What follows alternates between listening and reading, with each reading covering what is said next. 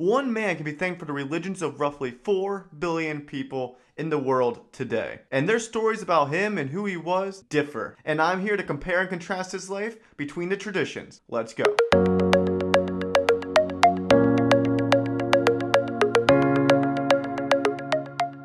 Abraham is considered the father or the patriarch of the 3 major monotheistic religions of our day, namely Judaism, Christianity, and Islam. He is upheld as an important prophet, if not one of the most important prophets in all 3 of these religions, yet none of them can agree fully on what he accomplished in his life. Sure, they can agree on certain principles or certain key events. However, there's also plenty of big differences between these 3 religions, and that's because they use different texts and different books to reveal to them the life Abraham led. For instance, most Christians rely primarily on the Bible, especially the Old Testament when it comes to the life of Abraham. Jews also rely on the Bible and the Old Testament for their revelation, especially in regard to the life of Abraham, but they also take into account the Talmud, the Midrash, and Jewish rabbi commentaries. And of course, Muslims rely on the Quran and the Hadith traditions to inform them about the life of Abraham. So what are the different accounts and stories and myths that surround the life of Abraham? Well, let's dive into it in the very beginning. But first, for reference, many historians believe that Abraham would have lived around 2000 BC, give or take a few decades. Of course, this isn't a perfect science. Historians only can give you a time frame, not an exact year, with anything this ancient in history. And each of these traditions would agree that Abraham was born in Ur of the Chaldeans within the Mesopotamian area. But from this starting point, diverges 3 different types of narratives, beginning with his origin story. According to the Old Testament, the primary resource for both Jews and Christians in regard to Abraham's life, Abraham was born to an idolatrous family. And Joshua 24:2 seems to imply that he may have been involved in idol worship himself as well. However, one day in the Old Testament account, God called out to Abraham to follow him. He was called to abandon his idol worship and to follow God on a journey, having trust and faith in the one God. And God made known to Abraham that he would bless his progeny and that they would populate the earth and make many nations. Abraham listened and obeyed God, and this is the beginning of his journey story within Christianity especially. And although what I mentioned can be found in the Old Testament, Jews will often add to this narrative and flesh out more details, pulling primarily from the Talmud, Midrash, and some of the other previous books I mentioned. Some of the extra details that they would include would involve the king Nimrod. It is often believed within the Jewish community that King Nimrod would have been the ruling authority of where Abraham lived at the time. And he, according to their tradition, got word from his magicians and wise men that there was a boy born into his kingdom that was going to rise up and become a great nation. So out of fear of losing his power, King Nimrod ordered that Abraham should be killed as a baby. Abraham's father, hearing of this, his name was Therak, planned to spare Abraham's life, and he did this by sending the wrong child to the king. Instead of sending Abraham to the king, he sent one of his slaves' sons to the king in his place, saying that that was his son Abraham.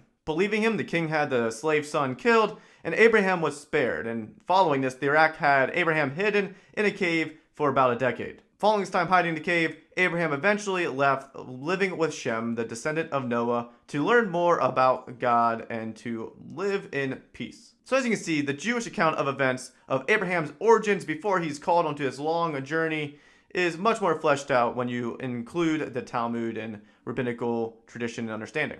Muslims would agree that Abraham was born to an idol-worshipping family. They will, however, reject that Abraham would have ever worshipped idols. That would even be implied they ever worshipped idols, but rather that he would have been worshipping the one true God as soon as he had the conscious ability to.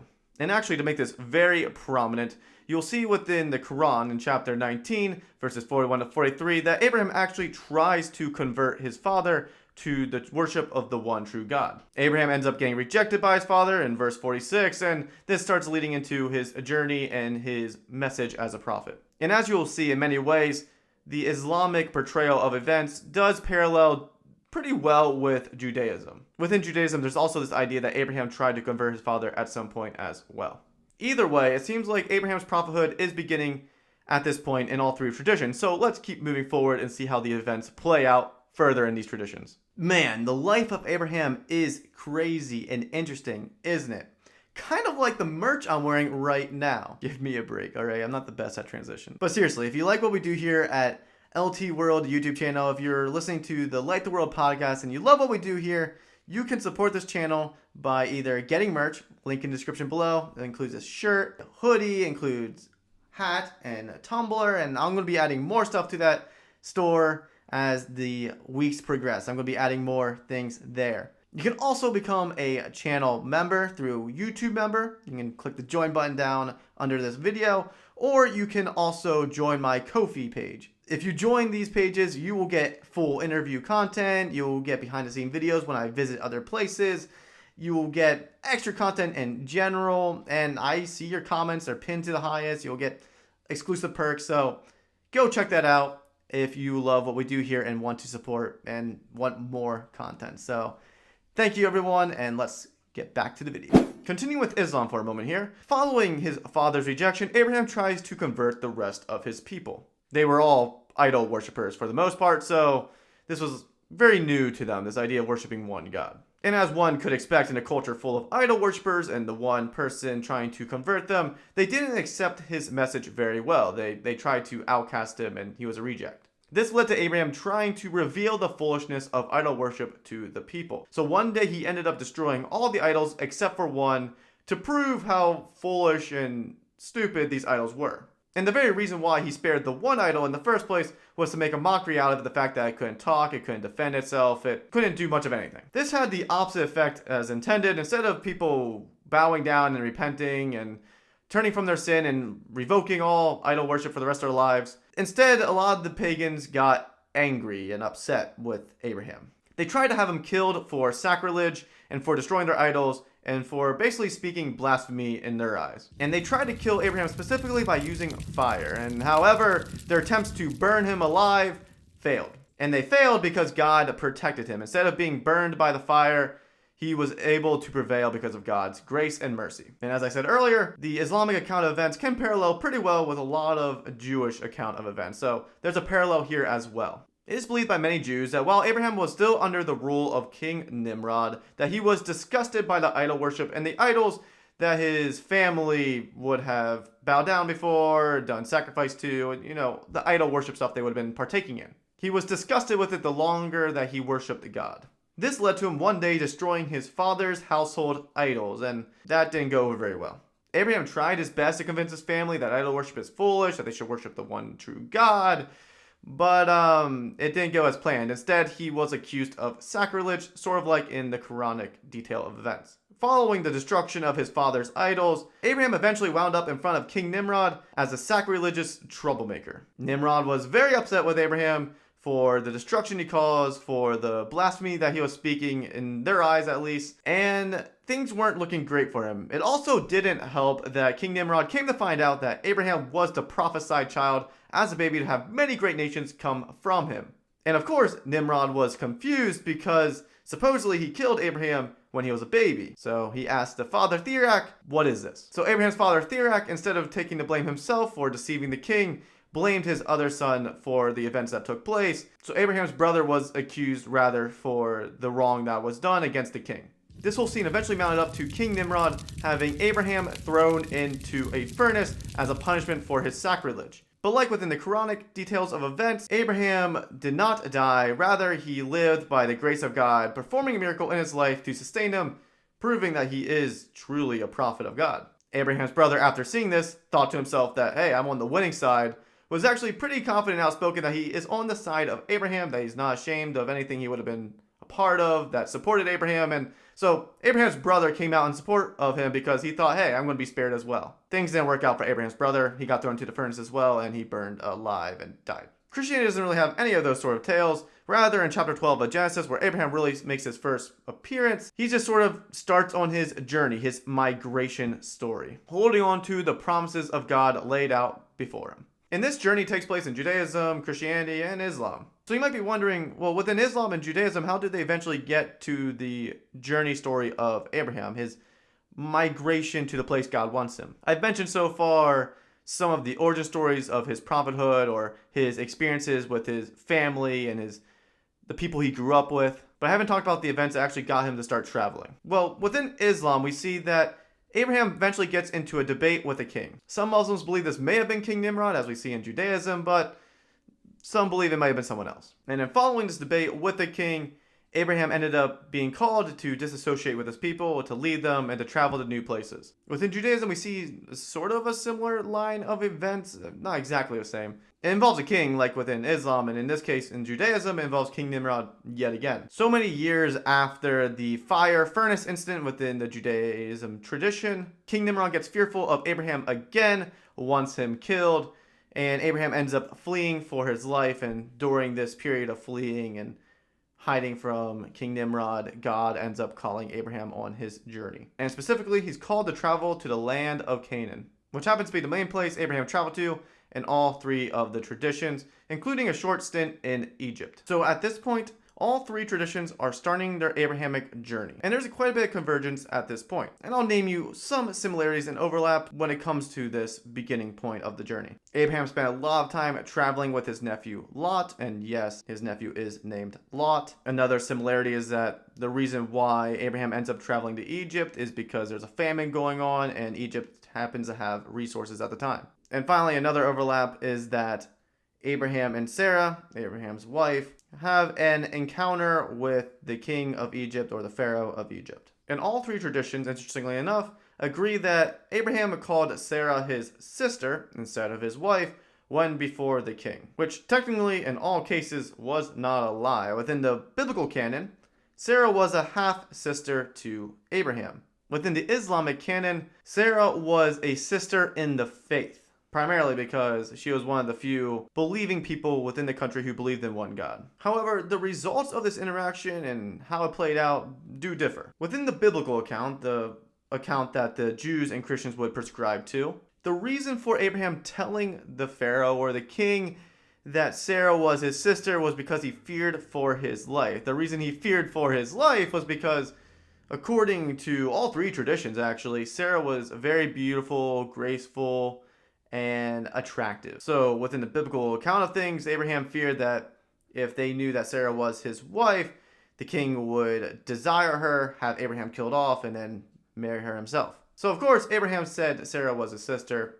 not his wife. When hearing that Sarah was Abraham's sister, the king was very delighted and had her taken into her harem. He also ended up treating Abraham very well, giving him free stock to the land, and very much just lavished onto Abraham blessings. Not long after this took place, the king and his household started suffering from plagues and diseases, and this eventually led to him realizing that he took Abraham's wife, and she wasn't just his sister. He apparently knew that the diseases and plagues were a punishment from God for taking another man's wife. And plus, by what we can best understand, it was also a means to prevent the king from sleeping with Sarah and committing an even greater sin. So, of course, the king was rather upset with Abraham for not telling him that Sarah was his wife, and he had them leave his country and was like, basically, get out of here. You can take everything with you that you brought with you, just leave. And interesting enough, within the biblical account of things, something similar to this story will take place later. Abraham will run to a king and tell him that Sarah is his sister because, again, he fears for his life. The king will eventually find out that Sarah actually is more than just a sister to Abraham. Sarah is a wife. God actually ends up telling the king that, hey, you have another man's wife, and if you don't give her back, you will be dead, along with pretty much your family. So the king in this account didn't sleep with Sarah either, returns Sarah, and Abraham ends up basically praying for the king's forgiveness that he may not be cursed. But back to the story in Egypt. The Islamic account is slightly different from the Judeo-Christian perspective on the story. You see, after the king took in Sarah into his harem, when he tried to make advancements on Sarah and tried to touch her, his upper body was stiffened into place. Following this, Sarah had to basically pray for the curse to be lifted. The king tried to touch her again, was stiffened up her body again, and this repeated itself about 3 times. After the 3rd time of being made rock solid, unable to touch Sarah, he came to realize that she was more than just an average woman, that she was the wife to a prophet. So, as a way to honor them, the king of Egypt gave Sarah and Abraham many gifts, one of which was Hagar, his very own daughter. Hagar is actually a very important character, and we'll get to her in a moment. But I did want to note that Jews believe in something similar, at least in regard to how Abraham and Sarah came in contact with Hagar. Jews also believe that Hagar was an Egyptian princess, the daughter of the Pharaoh. They believe that before Abraham and Sarah left Egypt, that they left with Hagar for that reason. So why is Hagar so important? Well, this is another place where all three traditions converge, will then eventually lead to different outcomes. Each tradition has their own story about Hagar, and especially about her son Ishmael. But before we jump into that entire mess of events, I want to establish some things as far as the Judeo-Christian perspective is concerned. Namely, I want to mention a few things that would have happened before the birth of Ishmael and Abraham leaving Egypt. One of which is that Lot eventually separates from Abraham after they leave the Egyptian area due to infighting among their herdsmen. You see, both Abraham and Lot were very wealthy with lots of animals, and their herds basically started coming together, colliding. Then this led to confusion, disputes among the herdsmen, just a lot of fighting, a lot of tension. And so Abraham and Lot decided to part their ways to prevent tension from getting hotter and even worse. And this is the reason why Lot ended up going to the land of the Jordan Valley, which is the place that contained the infamous city of Sodom. And Abraham, of course, ended up settling in the land of Canaan. And there's also, before the birth of Ishmael, a whole account about Abraham saving the life of Lot after he became a prisoner of war, basically, because he got caught in the crossfire between a bunch of different nations fighting. Either way, Abraham comes in and saves his life. It's a whole thing. But the most important thing that takes place before the birth of Ishmael is a covenant that happens between God and Abraham. Now, I'll spend a little bit of time delving into that because that's going to play a pretty big importance later in the story, especially when it comes to the differences between their traditions. I could also talk about how Abraham met Melchizedek within Genesis, but I don't have enough time for that. But he does meet another person called Melchizedek, and if you ever want to look into that, feel free. The covenant established between Abraham and God is very, very important, and the covenants that God established with the early patriarchal fathers of the Judeo-Christian tradition are considered very important. In the case that I'm mentioning right now, Abraham presents a sacrifice to God. Specifically, he presents a heifer, a female goat, a ram, a turtle, and a young pigeon. And all these animals, except for the birds, were cut in half. And then after this was done, Abraham that night ended up falling asleep, and God basically descended upon the land to establish this covenant, establishing it through a vision that Abraham had. In this vision, God makes several promises and declarations to Abraham. He makes clear to Abraham that his descendants will spend 400 years in captivity in Egypt. This is a reference to the enslavement that the Jewish people would experience for centuries under Egyptian rule. But he also makes clear that after these 400 years of enslavement, Abraham's descendants would escape and leave and thrive within Canaan yet again. This is all a reference to the book of Exodus within the Bible. This whole account that God is promising to take place takes place within Exodus.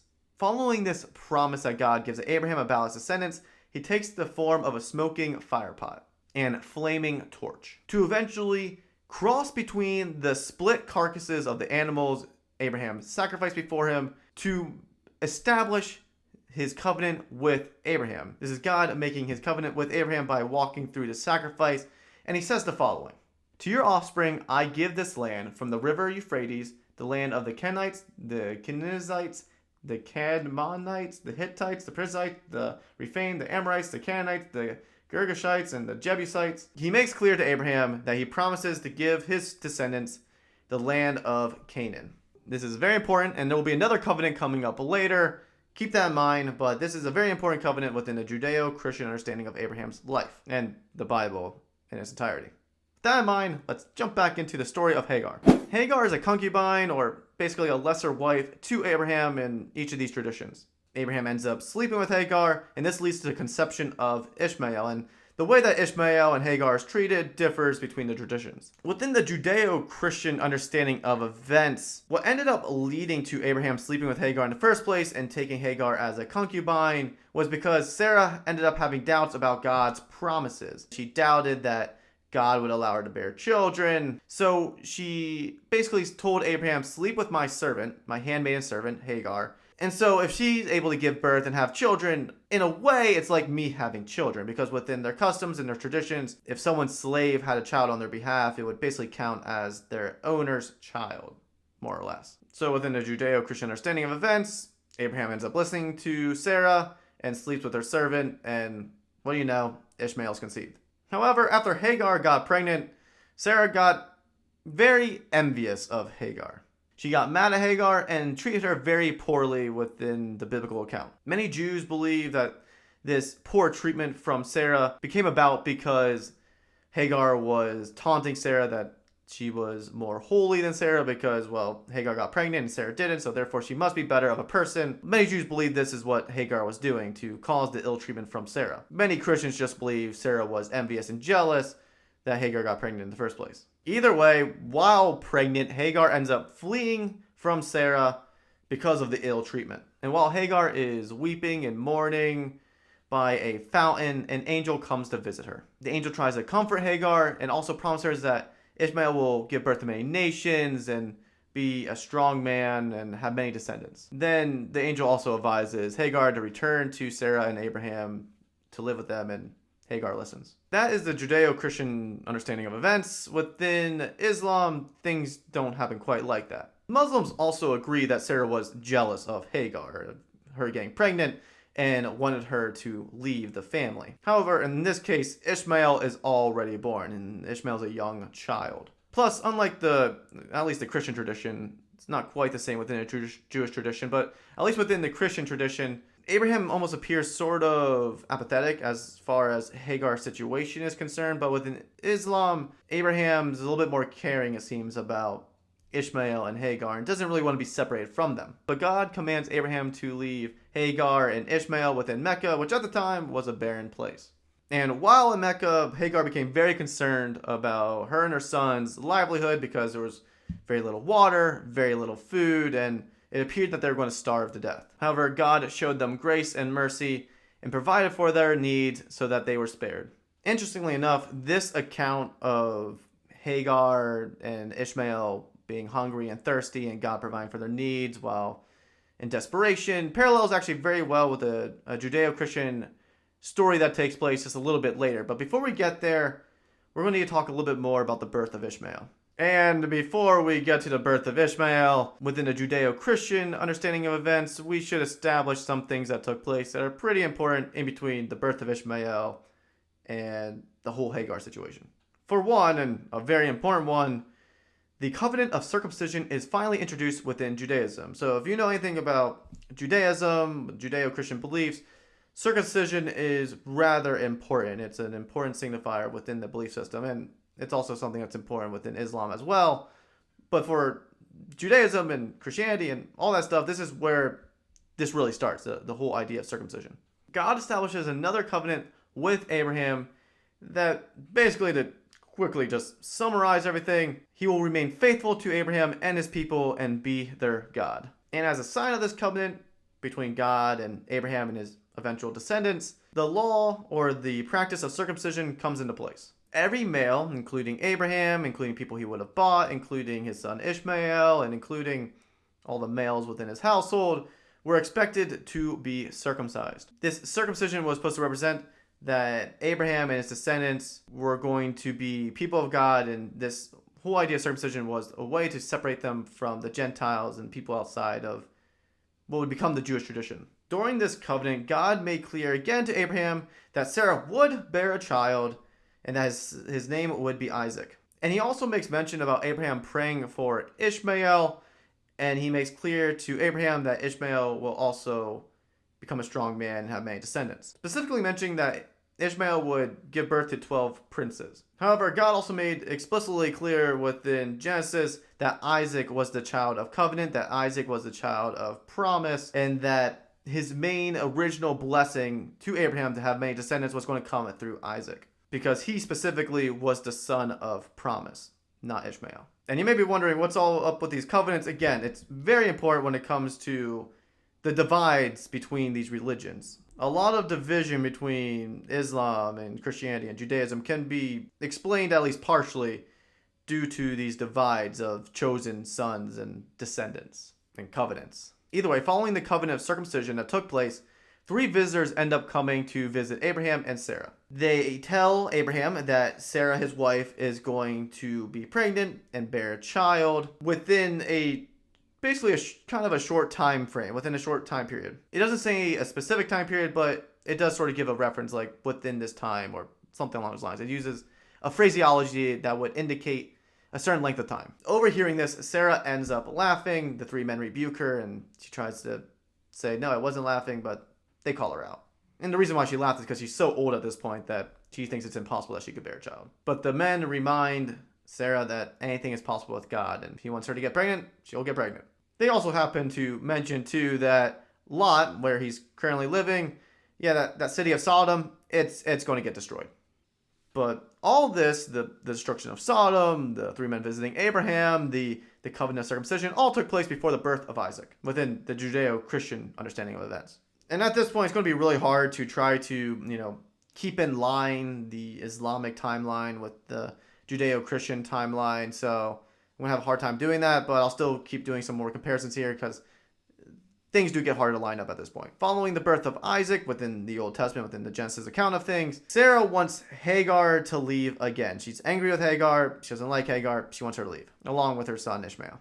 And this was reportedly in Genesis because Ishmael mocked Isaac. Within Jewish tradition, it's understood that Ishmael may have threatened Isaac with a bow, saying like, I'm going to shoot you. But it's also worthy to note that Hagar and Sarah never got along since the beginning, so there's a lot of tension there to begin with, much less Ishmael mocking Isaac.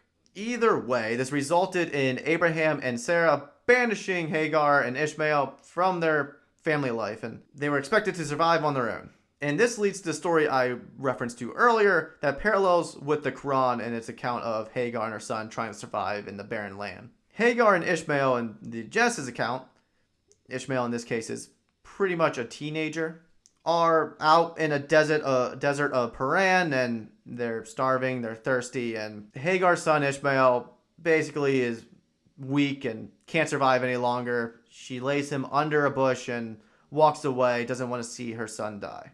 At this time, yet again, an angel appears to Hagar and tells her and comforts her and saying that your son will not die, you will not die, you'll be all right. And of course, provided them the miraculous sustenance that they needed to live. Hagar and Ishmael ended up residing in Paran, and it's mentioned that Ishmael becomes a great hunter and loves the outdoors. And presumably they spend most of the rest of their lives separate from Abraham and Sarah, although that's not entirely agreed upon between Jews and Christians, as you will see. But at least within Christendom, it's understood that most likely Hagar and Ishmael spend most of their lives separate from Abraham and Sarah. According to the Talmud, many Jews believe that Abraham may have actually visited Ishmael and his family. Apparently, in one account, while Ishmael was out and about hunting, Abraham came to visit him. Ishmael's wife, treated Abraham very poorly. Abraham wasn't very happy about it, ended up leaving. Ishmael returns back from hunting, finds out that his wife treated his father very poorly. He divorces his wife, gets another wife. Abraham comes to visit again, and this wife treats him much better, and everything ends up being much happier of an ending. Meaning that Ishmael is proud of his wife and is like, good job. All this, though, within the Judeo-Christian understanding of events and within Islam as well, up to this point, this is leading us up to probably, again, one of the biggest dividers when it comes to Islam and Judeo-Christian understanding of things, which is the test of faith, the sacrifice of Abraham's son. And this is, again, where covenants will come into play. And again, let's just get started with it. In both the Judeo-Christian and Islamic understanding of events, God expected Abraham to sacrifice his only son. In the case of the Islamic understanding of only son, it would have been a very literal only. Only Ishmael was around this time. He was the only son Abraham had at the time. So therefore, God was testing his faith by having him sacrifice his only son in the very literal sense of the word. In the case of Judaism and Christianity, Ishmael and Isaac would have both been alive at the time when God would have been testing the faith of Abraham by asking him to sacrifice his only son. And in this case, when God said his only son, he meant his only son of promise. Because this is going to be pulling in all the covenants I mentioned and the whole idea that Sarah doubted God and all this stuff. This is all coming together up to this point within the Judeo-Christian understanding of events. Ishmael was not the son of promise. Yes, God blessed Ishmael as an act of grace, but he made very clear that Isaac was actually the only son of promise, originally promised by God. Isaac was a son promised by God in the beginning to be born to Sarah, and Isaac was also said to be the son of promise, the one that was very specifically mentioned within the covenant of circumcision that God's blessing would apply to. So God expected Abraham to sacrifice his only son of covenant promise to God, the only one that was born to Sarah, not born to her servant. Because Sarah at this point only had one child, and that was Isaac. So that is why I was emphasizing covenant and stuff within the Judeo-Christian understanding of things, because that plays into this very event that we're talking about right now. And again, this is a hot button topic when it comes to Islam and Judeo-Christian understanding of things, and Ishmael and Isaac. This is a whole thing. But what actually takes place at this sacrifice that I'm talking about? Because again, if you're not familiar with Abrahamic religions, you might be wondering, like, child sacrifice? I didn't know Abrahamic religion supported that. No, this is a test of faith. A child sacrifice actually doesn't take place. And I'll tell you what actually happens within these three traditions. Abraham was commanded in each of these traditions to go sacrifice his only son, Ishmael or Isaac, whichever one, depending on whichever religion we're talking about.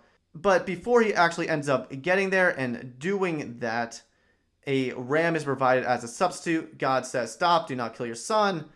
This was a test of faith, and you have remained faithful by not withholding your son from me and trusting in me to bless you. So this whole thing was a test of faith on Abraham's side of things from God. A few interesting details to note. Within Judaism, it is actually believed that Ishmael would have traveled up the mountain that Isaac was to be sacrificed on, alongside with Abraham and Isaac and some of the servants. And apparently Ishmael was under the impression that Isaac was actually going to be killed and that he was going to be the reigning descendant and promised son that God was talking about. Although it was made clear then to Ishmael this is within Talmudic understanding, within rabbinical teaching, that you are not going to be the son of promise, that you're mistaken, and it was expected that Isaac would live. And within the Islamic understanding of events, following the test of faith, meaning Abraham went up there, he was about to sacrifice his son, God stopped him, provided the ram, that when he got down from the mountain, he found out that God was going to bless Sarah with a son named Isaac. So as I said, Isaac wasn't born yet within the Islamic understanding of events until after the sacrifice, and it was announced of Isaac's birth or his conception and his existence following the test of faith. Abraham was also notified after the attempted sacrifice within the Islamic understanding of events that Lot's people were going to be destroyed. So that was also thrown in there. So hopefully that all made sense. Hopefully I made that clear. But to recap, they all believe that Abraham was expected by God to sacrifice his child. Abraham was about to sacrifice his child, but then God stopped him and provided a ram. This is in case of all the traditions. And so the ram then was sacrificed in the place of Abraham's son. So the son was never sacrificed. And then in the case of Islam, after they get down the mountain, they realize that Isaac is going to be born from Sarah. So that is the overarching thing that took place in this whole test of faith of events. But I wanted to make clear some of the differences as well between these three traditions, because this is a major hot topic for these religions. Now, within the Judeo-Christian understanding of events, following this whole test of faith, we see the death of Sarah, we see the marriage of Isaac, and then eventually the death of Abraham. So things sort of wrap themselves up within like 3 chapters following this within Genesis. And really, within a Judeo-Christian understanding of things, this is the conclusion of Abraham's life. He's mentioned later in later books, but this is the conclusion of his story.